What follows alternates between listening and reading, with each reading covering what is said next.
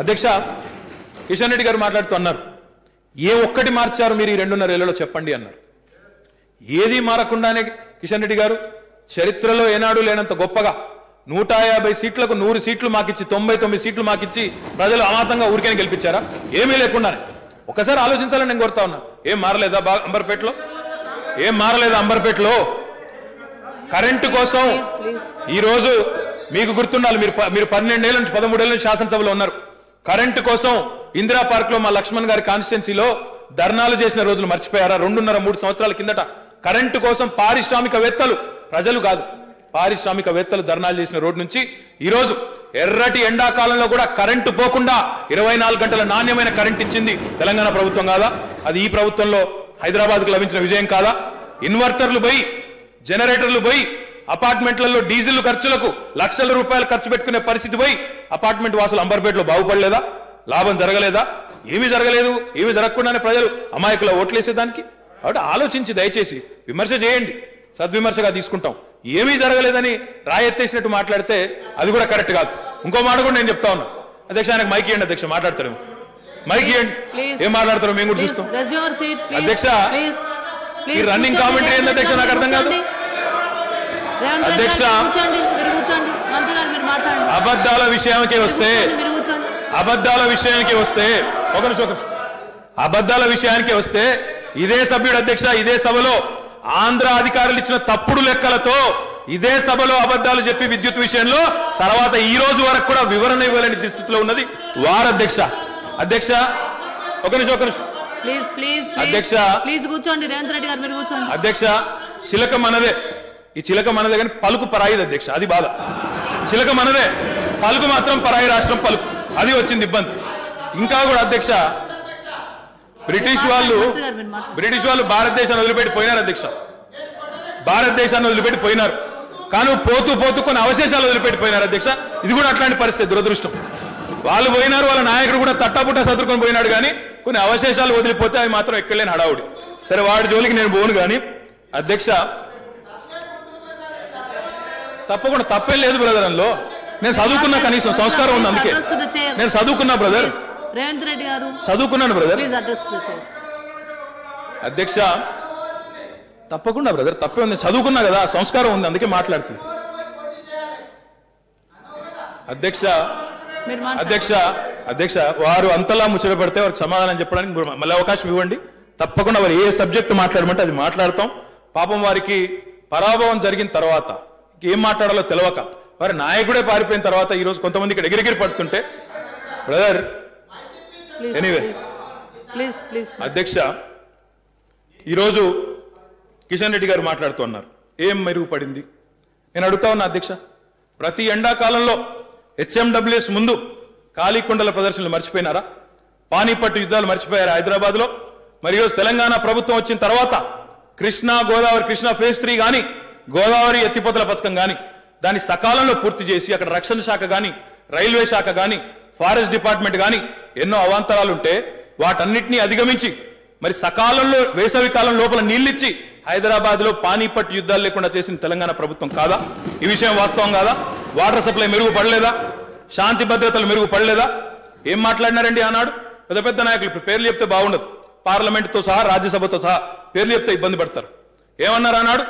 హైదరాబాద్ ఏర్పడితే శాంతి భద్రతలు చాలా ఇబ్బందులు పడతాయి, ఇక్కడ ఉన్న వాళ్ళ మీద ఇది జరుగుతుంది అది జరుగుతుంది అన్నారు. ఏమైంది? ఈరోజు మా నాయన నరసింహారెడ్డి గారి నేతృత్వంలో, హోంశాఖ మంత్రి గారి నేతృత్వంలో ఈ రోజు మొన్నటికి మొన్న మీరు చూసినారు బెంగళూరులో ఏమైందో. అక్కడ చివరికి ఒక కాన్సెప్ట్ పెట్టుకుందామంటే పర్మిషన్ ఇచ్చే పరిస్థితి లేదు. బొంబాయి పోలీసులు భయపడ్డారు, కానీ హైదరాబాద్ పోలీసులు ముందుకొచ్చి మా పోలీస్ యంత్రాంగం మీద, మా ప్రజల మీద మాకున్న నమ్మకానికి చిహ్నంగా ఈ రోజు దేశంలో ఎక్కడా జరగని విధంగా శాంతి భద్రతలు అద్భుతంగా అదుపులో ఉన్నాయి. క్రైమ్ రేట్ తగ్గింది కాబట్టే ఈ రోజు ఇన్వెస్టర్స్ కూడా బ్రహ్మాండంగా వస్తూ ఉన్నారు. ఏ నోర్లైతే మాట్లాడినాయి ఆనాడు ఇన్వెస్టర్స్ రారు, ఉన్న వాళ్లే పోతారు. ఈ రోజు భారతదేశంలోనే ఈజ్ ఆఫ్ డూయింగ్ బిజినెస్ లో కూడా నెంబర్ 1 స్థానంలో ఉంది తెలంగాణ. అంటే ఖచ్చితంగా హైదరాబాద్ లో మెరుగుపడ్డ శాంతి భద్రతలు కూడా దానికి కారణం. ఒకటిగా చెప్పుకుంటూ పోమంటే చాలా చెప్పుకుంటా కృష్ణన్న, ఊరికేనే అయ్యారు ఓట్ల అమాయకులు కాదు ప్రజలు. దయచేసి మీరు అడిగినవి చెప్తా, అడగని కూడా చెప్తాను. నువ్వు అడిగినారని అడిగారు, ఏం చేసినామో కూడా చెప్పాలి కదా, చెప్తే అంత ఉలికిపాటు ఎందుకు?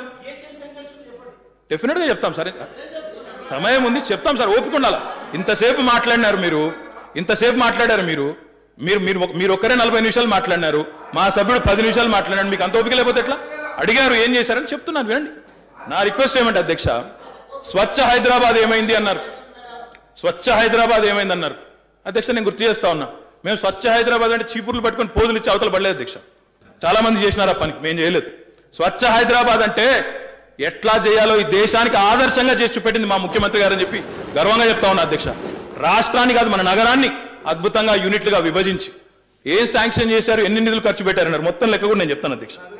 కేవలం 425 యూనిట్లకు ఆనాడు స్వచ్ఛ హైదరాబాద్ కార్యక్రమంలో అంబర్పేట నియోజకవర్గంతో సహా, ముషీరాబాద్ తో సహా, ఖైరతాబాద్ తో సహా, ఉప్పల్తో సహా 200 కోట్లు మంజూరు చేయడమే కాకుండా ఈ దేశానికే ఒక నగరంలో, ఒక మహానగరంలో స్వచ్ఛత ఎట్లా మెయింటైన్ చేయాలంటే చూపెట్టింది ఖచ్చితంగా జిహెచ్ఎంసీ స్వచ్ఛ హైదరాబాద్ ద్వారా అని చెప్పి నేను గంటాపదంగా చెప్తా ఉన్నా అధ్యక్ష. అధ్యక్ష ఇంకా చాలా అన్నారు అధ్యక్ష. గాల్లో మెడలు కడుతున్నాం అన్నారు, విశ్వనగరం కాదు విషాద నగరం అన్నారు.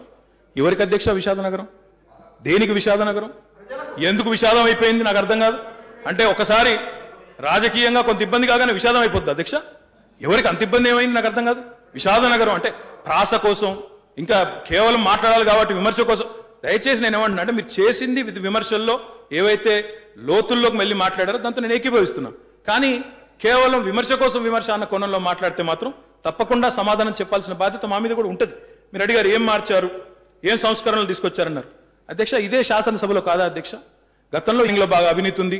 అక్కడ ఇందాక కిషన్ రెడ్డి గారు అయితే చెప్పారు, అక్కడ కంకర కుప్ప వడంగానే, ఇసుక వడంగానే గద్దల్లాగా వాలిపోతారన్నారు అధ్యక్ష. ఎవరైనా ప్రయత్నం చేశారు అధ్యక్ష?